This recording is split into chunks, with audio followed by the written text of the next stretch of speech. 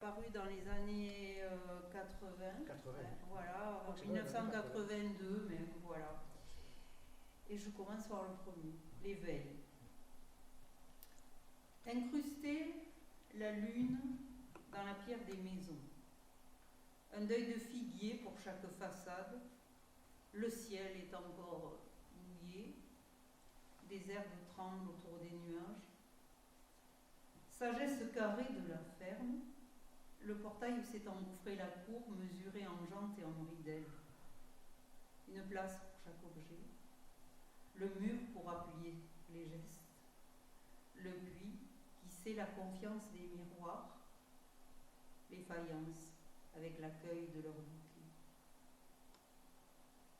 Il écoute. Il a dit naguère, ouvrez les granges, que les nuits viennent entamer leurs rêves et lier la paille en tunique bleue. Parole de guetteur, à l'heure où grince le vélo à plat de route, le soleil dentelé du pédalier, si près du sol, entre les mains, l'approche cursive des chromes, et de se pencher pour lui seul, l'almanach refermé, chaque mot soudain a pouvoir d'hypnose, l'éveillé avance à pas d'image, les fusils languissent au râtelier. Contre son front pèse la barre du sommeil, que personne jamais n'allège. Ne plus savoir lire l'attente, spirale creuse d'escargot, où se prolonge l'infini, à défaut du bruit de la mer. Derrière les panneaux pudiques de l'armoire, la lavande n'est plus qu'un brin de rouille qui s'effrite. Sur le cœur, un marteau. Il cogne. Et le bois garde la mémoire des douleurs. Sur la croix au-dessus du lit, à hauteur d'agonie, une nouvelle épine.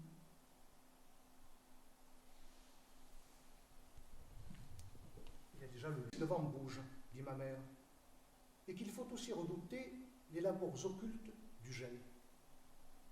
L'oignon dévait ses transparences une à une, cœur violet des offrandes aux pauvres. La mort vient toujours à son heure. Mais non la lampe, qui fut autrefois à pétrole, dans son arrière-odeur de crypte et de fumée. Alors là, moi, je perçois dans un fin de journée, où sont rendues les façades de briques rouges. Dans le même moment, des effondrements de nuages, les pluies à subjuguer la mer. L'œil interroge. Il manque une lettre à l'enseigne du boucher. Portique de série précédant chaque seuil. Les intérieurs de Pichpin, les portiques de sorte de série précédant chaque seuil, les intérieurs luisent. Midi d'un soleil qui s'abat parmi les arbres. Les anges des rideaux visitent les fenêtres. Des enfants courent dans la rue et leur cri vers le port rend flou l'orage. Une calèche que précède son ombrelle, grincement, 1876, Boston que je n'ai jamais vu.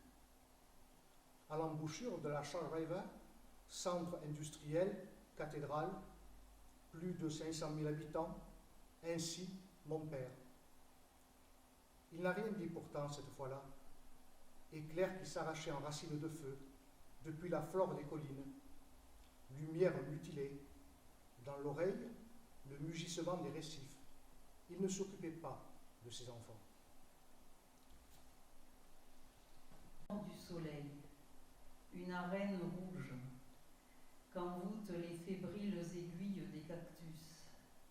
L'ombre est une plaine à l'épaule du gaucho, comme l'amorce d'un refus pour les corps de clarté dont s'ouvrirent les femmes contre l'aridité des terres.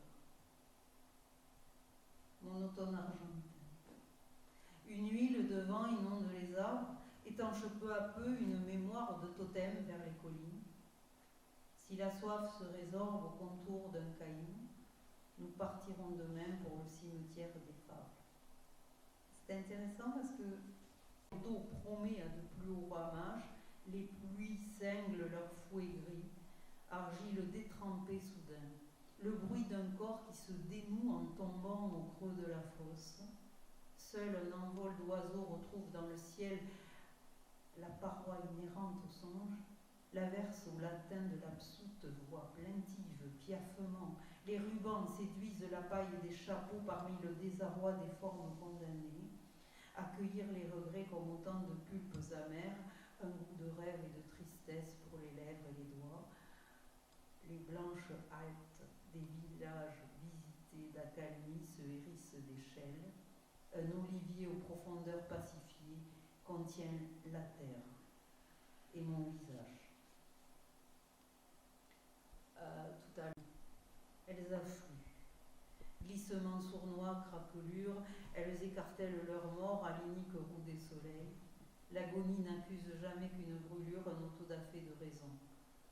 La seule question est silence. Contemplation. Le monde assaille mon regard.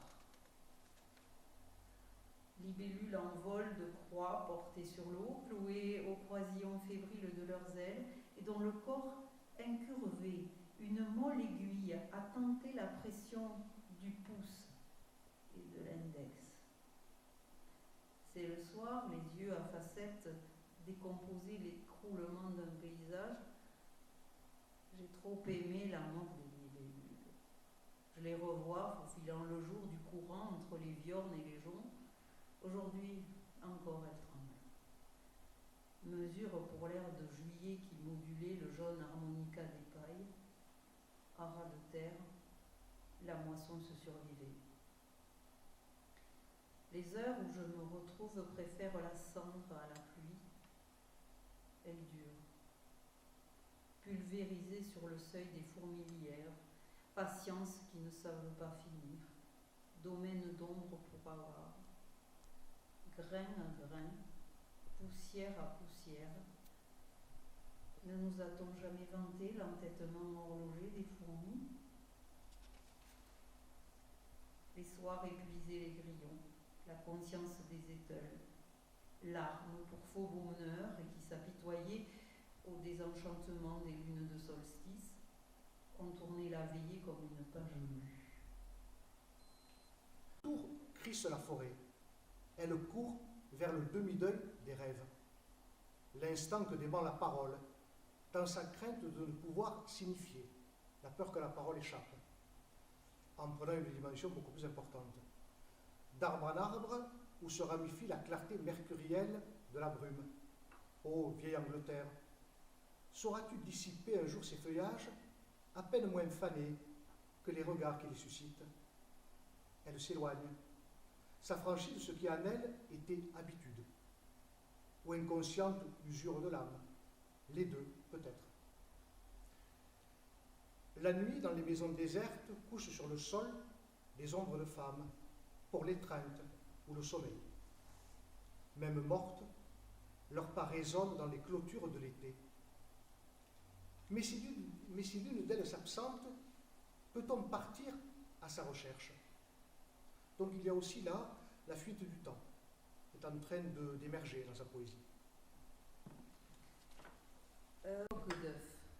Algues et coque d'œuf et parfois la ligne abyssale a simulé la profondeur. Elle me disait alors d'écouter. Et pourquoi te dérobes-tu à leur approche? Ils ramènent des entrepôts l'heure polaire des marées. L'homme qui les conduit a rassuré son rire près de l'enfant pêcheur grec ou napolitain qui lui offrit sur la jetée son corps glacé de lueur grise. Camionneur dans la fixité sans sommeil de ses prunelles. La terne présence des phares devant lui n'est rien, traduite de l'espace que prélude au silence et à la mort.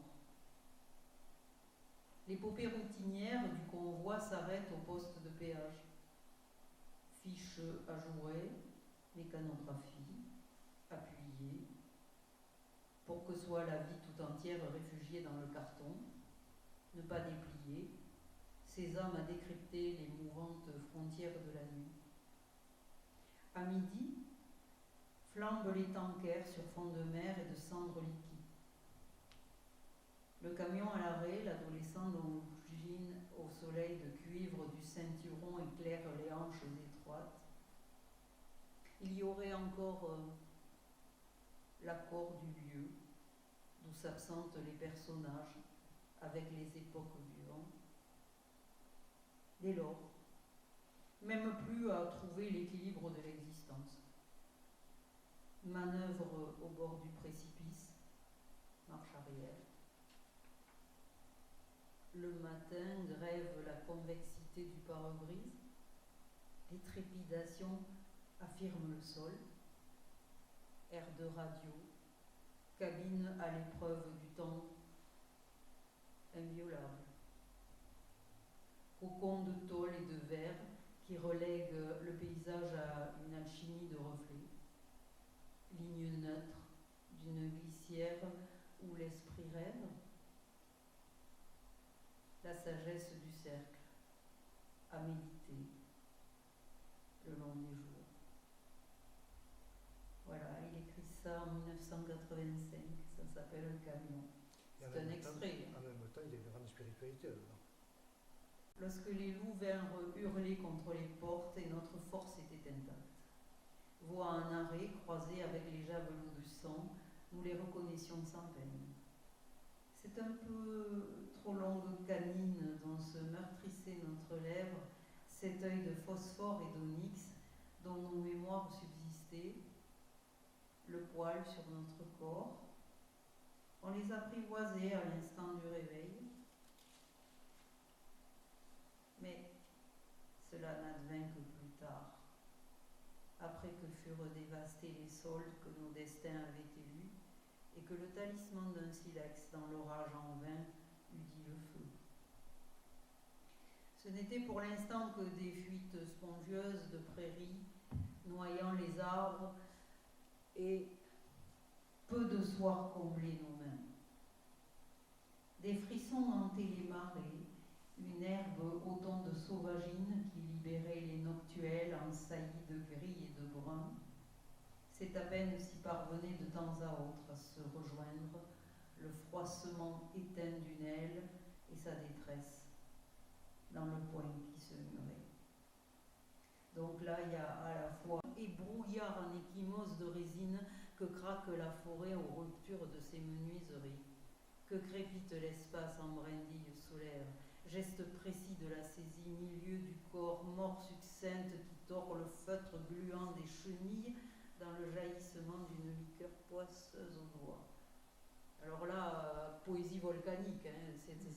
Cette année on est sur la thématique de la poésie volcanique, mais là on l'a dans les mains, on l'a dans justement ces idées de mort et aussi de glu et de liqueur poisseuse. En fait, c'est toute une alchimie finalement, une alchimie du verbe.